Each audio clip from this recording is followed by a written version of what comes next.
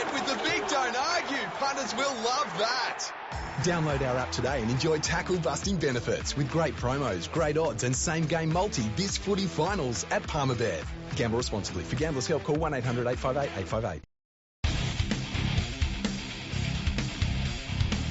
Hello and welcome to episode 450 of Fergo on the Freak. I'm that bloke from Rugby League Project, Andrew Ferguson. You can find me on Twitter at AndrewRLP. Joining me as always is a glorious League Freak. You can also find on Twitter at League Freak. How you going there, mate? Going really well, Andrew. This is a very cool episode. We've got a special guest coming up, but we are also doing our Palmerbet.com preview of the 2023 Grand Final between the current world champion and NRL champion Penrith Panthers and the Parramatta Eels, who haven't won since 1986. Bloody hell. Yeah, that's a long time. It's the grand dance. Yeah, the grand dance. You don't want to say the big B word. Big dance. No, you don't do that. Okay. Okay, as always, the odds come to you from our good friends at Palmerbet.com. Always remember, gamble responsibly. And let's get into it. All right, so the Penrith Panthers in the head-to-head are favourites against the Parramatta Eels. They're at $1.35 compared to the Eels $3.20. The Parramatta Eels have an 8.5-point head start. Wow. At $1.90. With the 8.5-point handicap, the Penrith Panthers are also at $1.90. The over-under has been set at 38.5 points, which when you take into account what the weather could be like on Sunday, that then brings that into... Now you start looking at the unders for that, although Penrith are a very, very, very good wet weather team. They are a very patient side. Yeah. Parramatta can get flustered if they start coming from behind. Sorry. Go on. I was going to say, it's one of those games where it could be very, very close, or Penrith could win comfortably. But I'll go in early. I'm picking Penrith to win this one comfortably. Oh wow! I think that Parramatta really needs to get off to a good start because I just think that if they've got to chase points against the Panthers, it's going to be almost impossible for them. They need to get off to a similar start that Souths got off to last week and just hold on, I guess, because the Panthers finish over the top of pretty much everyone. And in this wet weather sort of footy, it's going to be interesting to see how their offloads work. It might not be raining during the game, but with all the rain we're going to have leading up to the match, and then I think there's a 20% chance of rain right up until 8 o'clock on Sunday at Homebush itself, that it's going to be wet weather, slippery football either way. So I wonder how that will affect the Eels. Their outside backs catching balls off of Cleary bombs. We're going to find out. I was going to say, you're going to find too, I think, that Stevo and Tuo are going to be doing a lot of carries. There'll be very little ball movement if it is wet.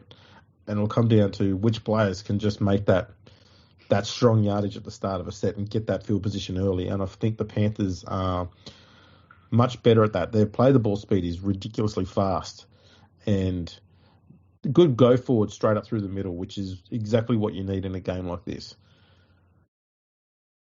Yeah, I think that's why I think Reid Marnie is so important for the Parramatta Eels. He really needs to be the best player in the field, I think, for the Absolutely. Junior Paulo can do a lot of damage with his offloading, but I really do. I worry about that night football with the slippery ball. And we saw Penrith really wrap up the Parramatta ball handlers really well in that first finals game. And, you know, I know it's weird that it feels like the narrative has been changed a little bit where people are like, oh, Parramatta were really in that game. And it felt like that basically in that second half, Penrith were walking away with that game to me. I don't know about anyone else, but it's I just would not want to have to take on Penrith in wet weather style football. I just think, how do you beat them? Their completion rates are fantastic. Their kicking rates are fantastic. Their handling is normally pretty damn good. and that's everything you need to win a wet weather football game.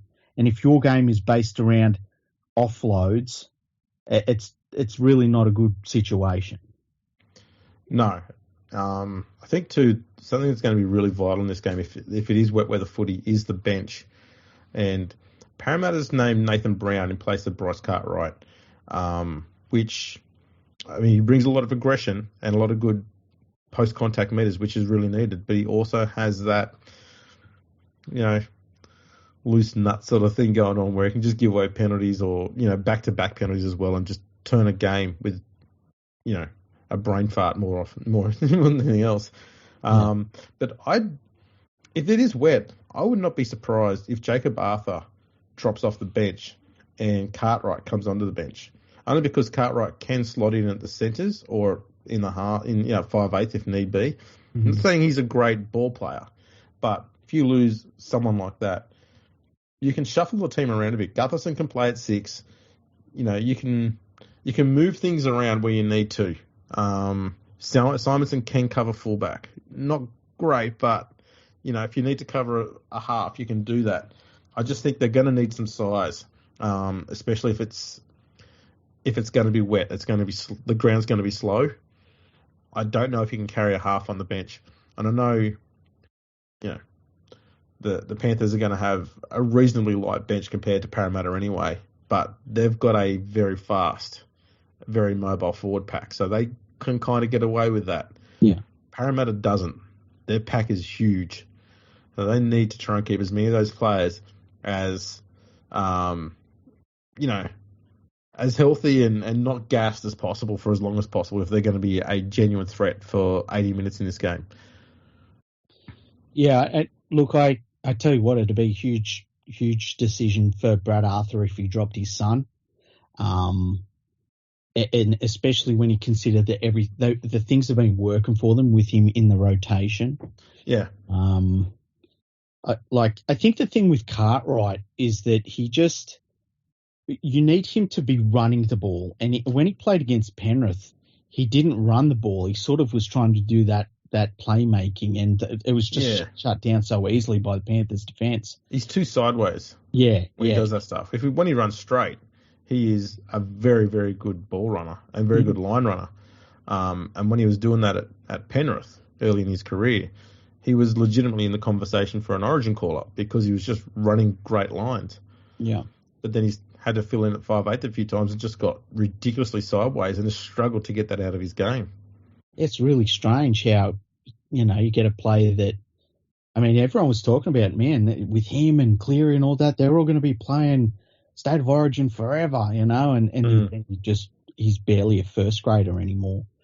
I think that bringing Brown in out of reserve grade basically for the grand final, it's like, I know as a Panthers fan, I don't think the Panthers are going to be looking at that and worrying about it. I think as you say, it's more of a rotation restructuring for them.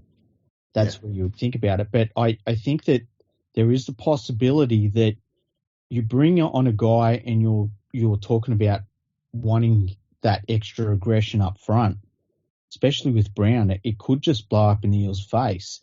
You hope that it doesn't. Yeah, but it's one of those 50-50 calls. Yeah. If he doesn't give away penalties and he focuses on playing good footy, Parramatta's a genuine threat. Yeah, and I guess the other thing too is, because he hasn't been playing first grade for so long now, and look, he's a first grader, I think that's fair to say, but, chucking him in against this Panthers team that throws, everything at you, it's a big ask. Yeah. It's an interesting call. That's the one I'm more curious about.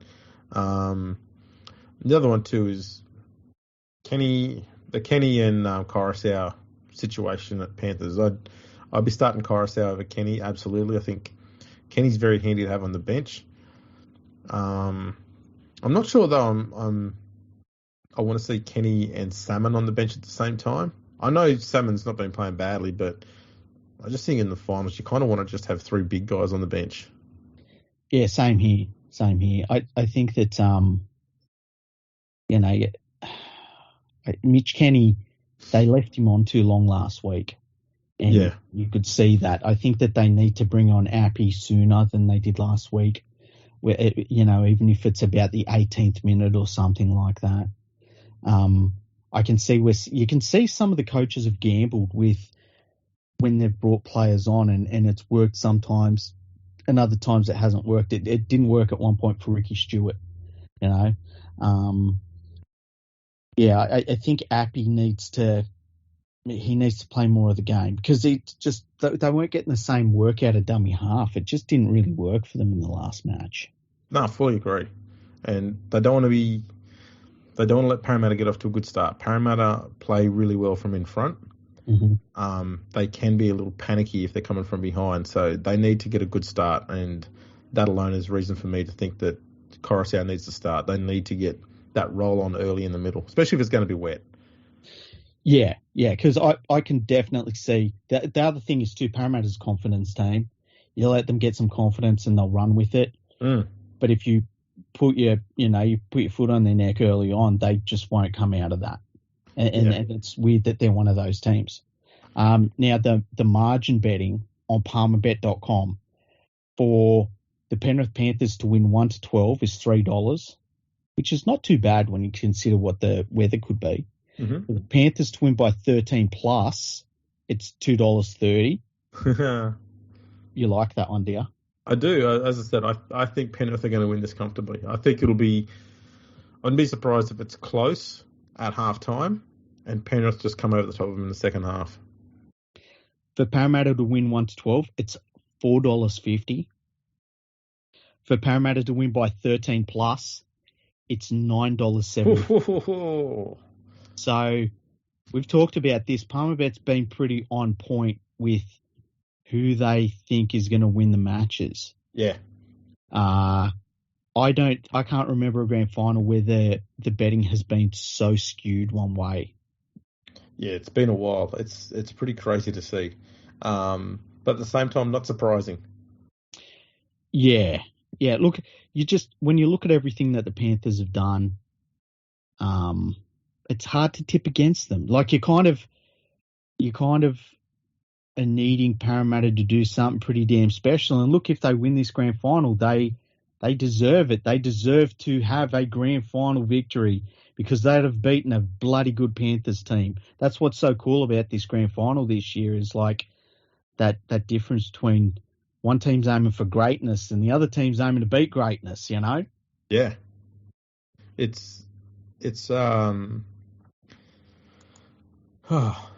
is a genuine David Goliath battle. And I think it's drawn a lot of people in. Now, there was a thing that I saw here, the team to score first on Palmerbet. Mm. Penrith to score first on $1.55. And the Parramatta Eels are $2.40. Now, if you think the Eels are going to win the game, they have to score first. They have to. Oh, absolutely. So if you were going to do a multi, I'd do it into that. Hell yeah.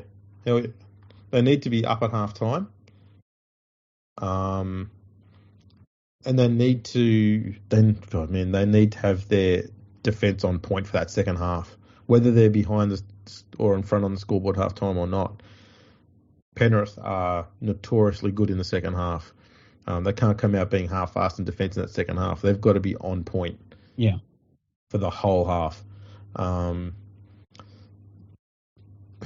Also, I think a lot of people will talk about the Panthers losing 2 games to Parramatta during the regular season. That doesn't mean much to me. To me, when it comes to a grand final, you want to know how well teams do against each other in finals matches when shit is on the line. Mm-hmm. And Parramatta has too long a history in recent times of struggling against top sides in the finals. They've not been so bad this year, but there's still one more game to go. Yeah, I think the other thing with that too is that, you're looking for holes in this Panthers team in terms of like getting it done when it matters. Mm. And, their first grand final that they made, they lost to the Storm. Second grand final, they had to beat the Storm to get to, and then they won it. and now they're in the grand final for 3 straight years. Like, they've been here, they've done that, proven themselves along the way doing that. Yep. And so we kind of know what the Panthers can do, and we know that they've got almost the whole gamut of, wins and losses and all that sort of thing. They know what it feels to be in a situation where you give up 10 points really quickly in a grand final. They've been there.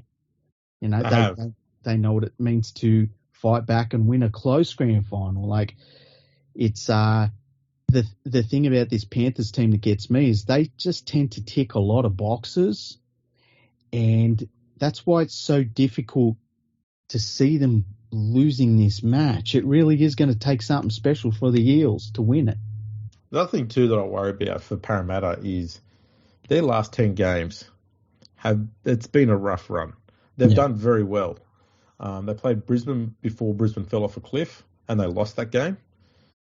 They beat Penrith. They beat Manly before they fell off a cliff. Actually, that was just as they were falling off. Lost to South 26-0 in the shutout. Beat the Bulldogs, whose attack and defence had been tricky for a lot of clubs to handle. Then they belted the out-of-form Broncos. They beat a very good Melbourne side. Lost to Penrith in the first week of the finals. Flogged Canberra. And then had a hard-fought win over the Cowboys last week. I wonder how much of a toll that's had on them. Yeah, and even when you look at the end of that is like having to fly up to North Queensland and you're playing in that very warm North Queensland weather, and then having to fly back. Yeah. That'll shorten preparation a little bit, not by much because they've done it every day, but it just adds up, Yeah, from round 23 they've been at CommBank, then they went to Suncorp, back to CommBank, went to Penrith, went to CommBank, up to Townsville, back to Sydney. Lots of backwards and forwards going on there. Yeah. Do you reckon the media will talk about how many kilometres they've done? They liked that last year with Penrith. Not for a damn second. And when you look at it, the other side for Penrith, like they've had the ability to rest their key players, whether by choice or by suspension.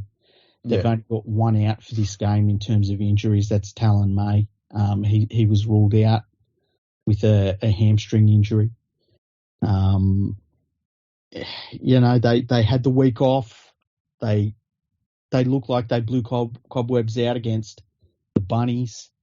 There's just a lot of boxes ticked, and I know I keep going back to that, but you kind of look for weaknesses in preparation and things like that, and there's not too many of them in what the Panthers have done. The Panthers have kind of done everything you would have hoped they would have done at this point, especially in this point in this 3-year run that they're on at the moment.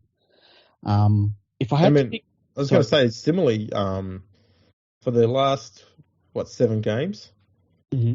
Penrith played 6 of those in Sydney and one of them at Townsville against the Cowboys. Yeah. They've not been travelling anywhere near as much. They had the week off, obviously, as well. Cleary's only played 3 games since, August. Mm. So he is fresh as a daisy and looking like it too. Yeah. I genuinely think that Penrith's going to win this by 20. Wow. I love hearing that. I just, obviously I think Penrith will win. I think it's going to be a close game. I think it's going to be a real battle, but I think that it'll be like we've seen a lot of Penrith games where they ease away from them at the end. And then you look up at the scoreboard and you're like, oh, well, anybody that watches this game, like anybody that watched last week's game against the Rabbitohs, they know that the Panthers played really poorly in that first half. But if you look at the scoreline and didn't watch the game, you'd say, oh, wow, Penrith did that game easy. Like they were tied with them at halftime and then just ran away with it. And it wasn't like that. But I think this grand final could be similar to that, where at the end of it we look at the scoreline and we're like, well, on paper it looked like it was a pretty comfortable win, but they had to fight their ass off to do it. Yeah, I think it'll be very similar scoreline-wise. If I had to pick some of the weaknesses in this Panthers side, right, I think that their worst defender in the middle of the field is Apikora Sound, and it's a size thing. He's not as big as everyone else. And I think you can get the Panthers, when they're on their line, you can get them around the goalposts. Sometimes they get lazy around that goalpost area. And we've seen teams being able to capitalise on that. The other weakness in this team is Charlie Staines in defence.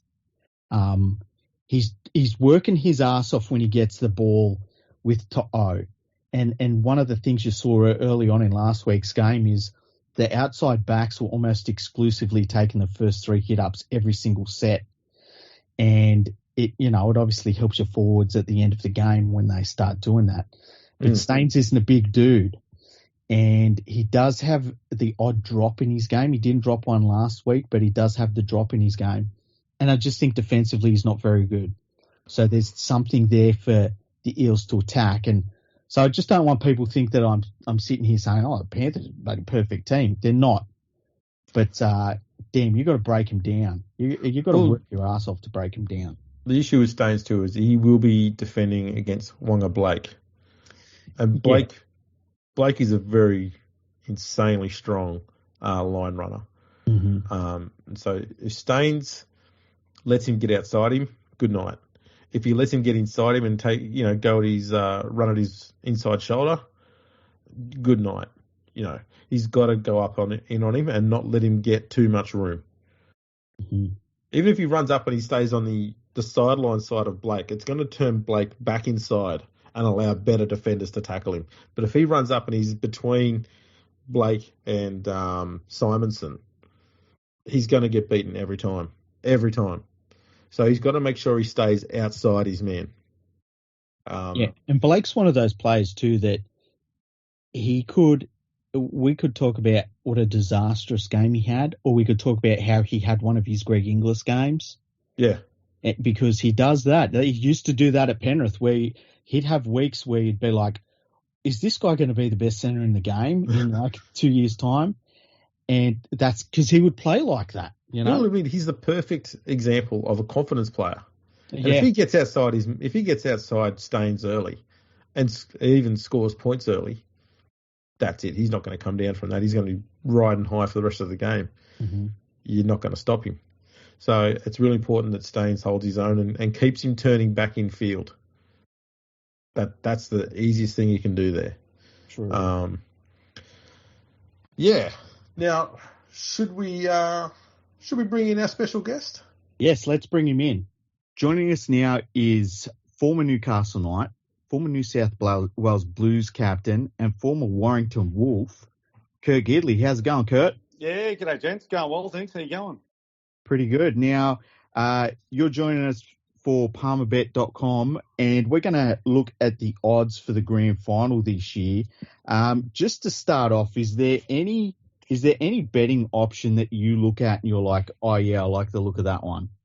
I like multis. They're a bit more entertaining, and obviously you can get some decent odds with those ones. So yeah, I've been doing a Palmerbet podcast or video call each week throughout the season, which has been great. It's been entertaining, and it's also given me an opportunity to just dive a bit deeper into each game and follow the I guess the players coming through into first grade. And obviously I think those multis are always pretty entertaining and fun to follow. So I sort of had one that I'd looked at just last night, and look, I know the Panthers are heavy favourites and have been the best and most consistent team over the last 3 years, but I just like the idea of an upset and a bit of a fairy tale. So I'm going to go Eels to win and margin 1-12 and total points over 38.5, which is about $9.60 at the moment on the Palmerbet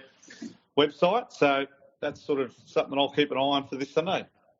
Yeah, that's not a bad one. Now, the betting odds for this one at the moment on Palmerbet.com, the Penrith Panthers are favourites at $1.35 compared to the Parramatta Eels at $3.30, which is, I can't remember a grand final where it's been that heavily, in one team's favour. That's crazy. Maybe when the Storm were cheating.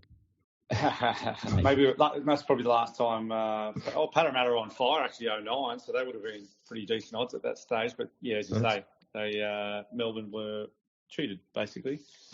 But look, I guess the thing to that the Eels can take some confidence into this game. They've beaten the Panthers in both regular games during the season, so I think that will play a good mental factor on the Eels going into this one. I know they got touched up a little bit in the first round of the semis, but I think they can take some confidence into this game, believing that they can knock Penrith off again. Obviously, Penrith is a super team, great outfit, amazing forward pack and great halves, but yeah, I think they can take a bit of confidence into this one.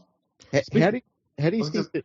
Sorry, go on, Andrew. I was going to say, speaking of the forwards, I mean, Parramatta's brought in Nathan Brown to replace Bryce Cartwright on the bench. Brown does have a bit of a penchant for giving away penalties and stuff. Yeah. Is he able, do you reckon, to keep that aggression intact long enough, but still have enough of it to terrorise the middle of the Panthers? Well, I think he does. It's because, you certainly don't want to spend 10 minutes in the sin bin and cost your team that. You don't want to be sent off, of course. So I think he can be aggressive without, I guess, playing with too much risk because, you don't want to cost your team that type of penalty. Moments playing with 12 men and certainly it's too much to sacrifice. So I think he can be an aggressive player like he has been his whole career without sort of, being too aggressive and potentially costing his team. With the I guess the short-term history of these teams, like Penrith have basically held it over Parramatta for a few years now, but then, as you say, like the Parramatta Eels, even you look at the trial game, they beat them in at the start of the year, and then they're the only team to beat them twice this year. And then they come into the finals and they're pretty confident because of that, and then they lose. As a former player, when you've got situations like that where you feel as though you've got it over another team and then they kind of beat you when it matters, how do you sort of get your head around something like that? Well, I just review the games. That's probably, there's so much emphasis on the video sessions and reviewing your own performance. And I think I'll certainly look at that game, the first round of the semis, and review, okay, well, how did we get it wrong here and what can we do to improve? And then also the two games where they beat them in the regular games, what did we do really well here and what worked, and how do we implement that into our game plan for this weekend? I think Parramatta are really dangerous when they're offloading, and that's hard to handle. I remember I used to play the New Zealand Warriors, and they were so unpredictable when they were offloading and carrying the ball in one hand and trying to wrap the ball up and getting numerous blokes into the tackle. So Parramatta have, I think, from a statistics point of view, I think they're one of the highest offloads in the competition, and that's really hard to defend against when they're playing set plays and structured plays. I don't think that's worked for Parramatta as well as what they'd like, but certainly the offloads is really dangerous and unpredictable. Now, one big matchup we've got in this game is going to be Sivo versus Brian Tu'o. Between them, they can probably jump about maybe three inches off the ground, but geez, they can barge through anything. Who do you reckon wins that matchup? Good question. They're two different body shapes. Obviously Brian Tu'o, powerful runner of the ball, good leg speed, great for those yardage carries, finishing off tries in the corner. He's built low to the ground, so he's able to power his way over the line. Micah Sivo, super raw, Fijian, quick. You go to tackle Micah Sivo low and he seems to bump you off. You go high and he bumps you off or fends you off. So they both have their challenges from a defensive point of view. I'm not sure if Micah Sivo is probably better in the air as far as catching high balls, crossfield kicks, that type of thing. But both pretty dynamic carriers of the ball, and I think they need to have a big influence on their yardage carries to be able to give their forwards a rest and get them off to a good start of the set. When you look at this Panthers defence, how do you rate them against other NRL teams' defences that we've seen in the past? Because statistically, they're right up there with the very best we've seen in the modern era of the game since the 10-metre rule come in. they're probably like I rate them alongside, say, the likes of the Manly Seagulls in the 90s, and then you look at the Storm when they had lots of boats and Harvey Norman vouchers. The Panthers are probably the best I've seen, but where do you rate them in terms of the best defences you've seen? Best defence, I mean there was a couple of different eras there where Melbourne have been the benchmark, I think, defensively for probably 20 years, really. Pretty aggressive in defence. That up and in umbrella type approach, I suppose you can call it, has been effective. It does leave yourself open to kicks in behind, but I think those teams who have probably done it, like under Craig Bellamy, even Des Hasler when he was at the Dogs and at Manly the first time, that aggressive type defence up and in, it does make it hard to attack. You need to pull some depth. Also, you need to back yourself kicking game-wise to be able to kick in behind. I think, on your line, you certainly need that type of approach, but it does, as I say, it opens itself up to risk. But I'm just looking at the forward pack, and Isaiah Yeo, Martin, Kikau, Fisher Harris, Coruscant, Leota, like they're all bloody hard workers. They're tough. Some of those guys have got some good aggression in them, but they're tough workers, and even the forward pack for Para as well. Campbell Gillard, I thought, was outstanding last week. Polo, Reid Marnie's a really tough worker. I think Reid Marnie can have the biggest influence on trying to minimise Nathan Cleary's kicking game. I think that has to be one of his main focuses for this week. Put pressure on Nathan Cleary from marker. And then Sean Lane was outstanding there last week, attacking offence. Papali'i and Ryan Madison's, I thought he played one of his best games there last week as well. So a really, really great forward pack on both teams.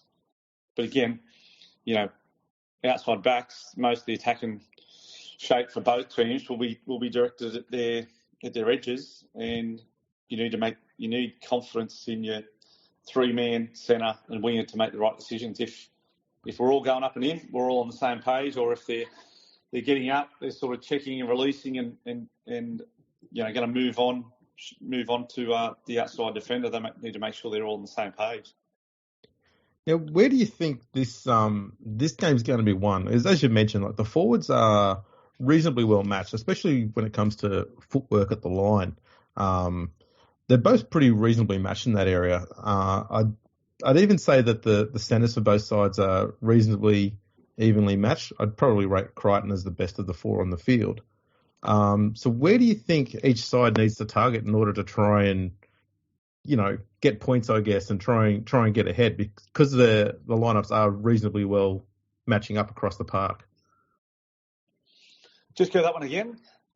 I was just saying, like they're pretty well matched up across the park as far as the lineups are. The forwards of both sides have got very good line speed and good footwork close to the line as well. And the centres are all pretty evenly matched up, although I'd probably rate Crichton as the best of the four that are on the field. So where would each side need to try and find? To try and break through. Good point. I think kicking game, number one. Mitchell Moses needs to be on par, if not better than Nathan Cleary, which is a big call. But he had a couple out on the full last week, so he knows he needs to be better there in a grand final.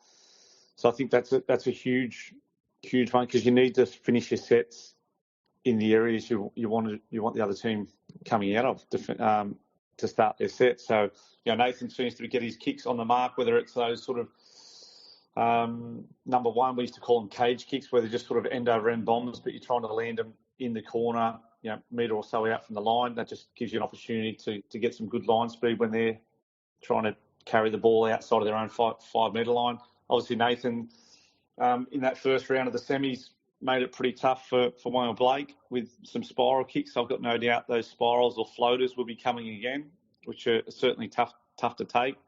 I'm not sure Mike Acevo is super confident under them.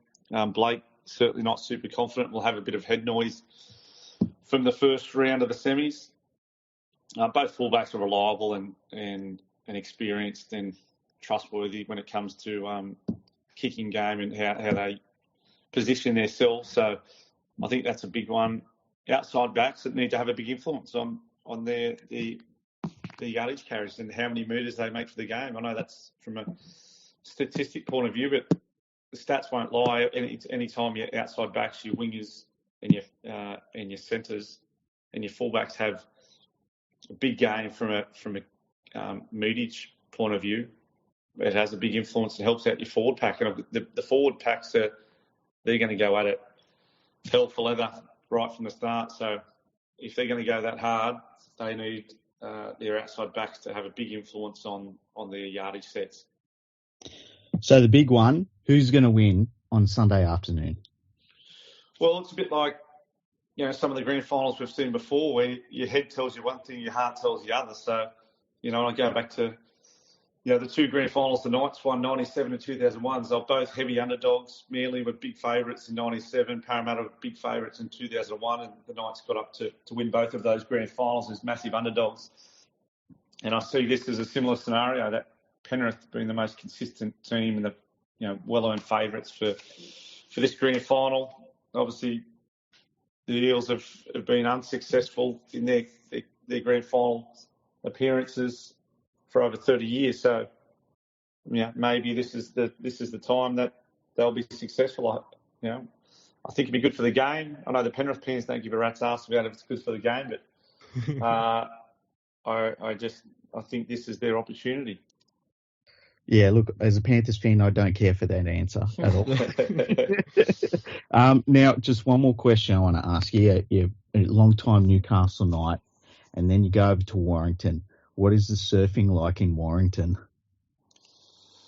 Not great in the canal, the Manchester Canal. That was about the only time there was a wave in Warrington when the shipping boats went from the Liverpool entrance to the canal right through to Manchester. That was about the only waves you got in Warrington. But where did we surf? Actually, I'll tell you what, Ashton Sims and I, both sort of coastal boys. Ash is from down at Gerringong.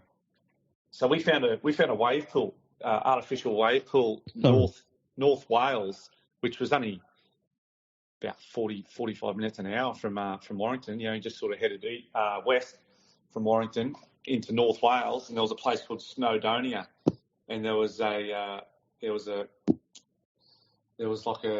hydro system that had a wave pool, a man-made wave pool where you could actually go and hire a board and surf in North Wales in the countryside. So I actually did get a wave when I was over there. That's so random. So were you the only two people that ever used that? Nah, mate, it was popular. It was really popular because a lot of people coming through. Obviously, the UK, probably not to chase surf, but we found this. Yeah, as I say, found this place called Snowdonia, North Wales, artificial wave pool, and they had a bar set up, had glamping, had a few other things the kids could do, and me, the Big Bash, me and Ashton Sims, we were surfing these mals in this artificial wave pool, North Wales countryside.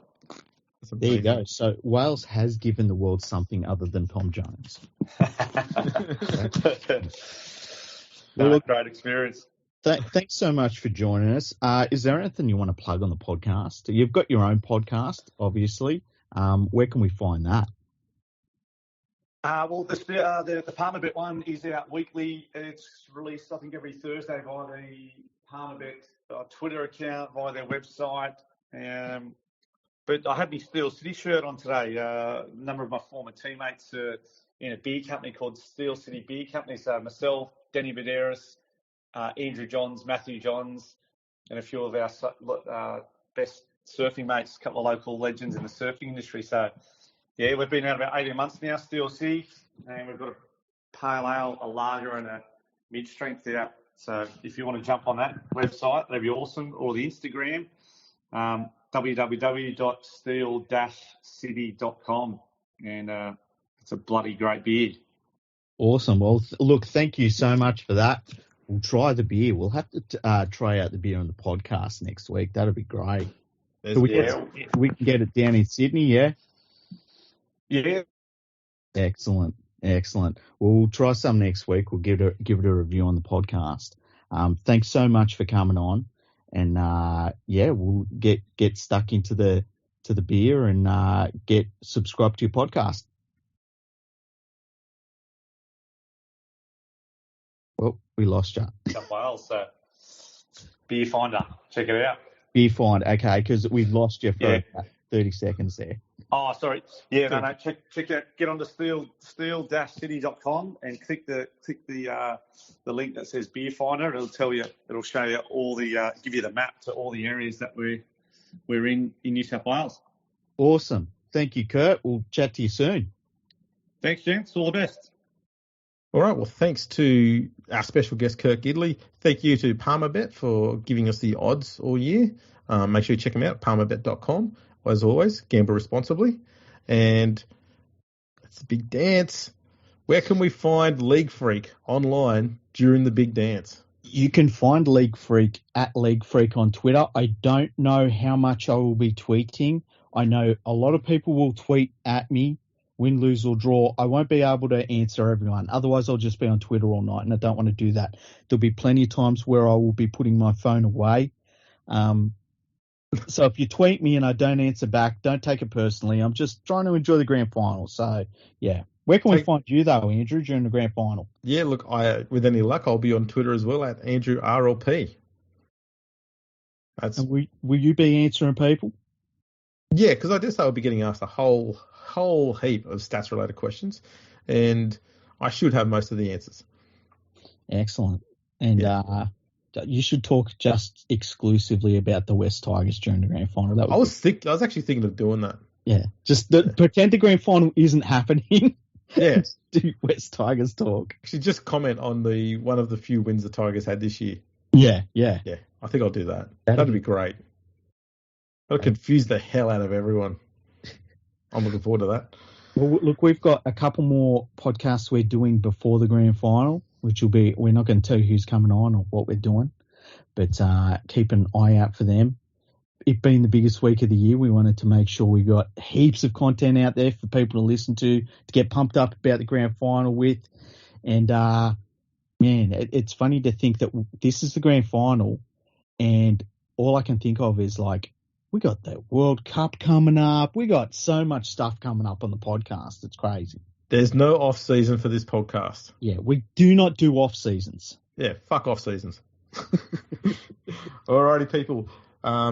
Thanks again, palmerbet.com. Check them out. Gamble responsibly. Thank you to Kurt Gidley. Thank you to League Freak. Thank you to me. And catch us all on grand final day. Oh, Palmerbet with the big don't argue. Punters will love that. Download our app today and enjoy tackle-busting benefits with great promos, great odds and same-game multi this footy finals at Palmerbet. Gamble responsibly. For Gamblers' Help, call 1-800-858-858.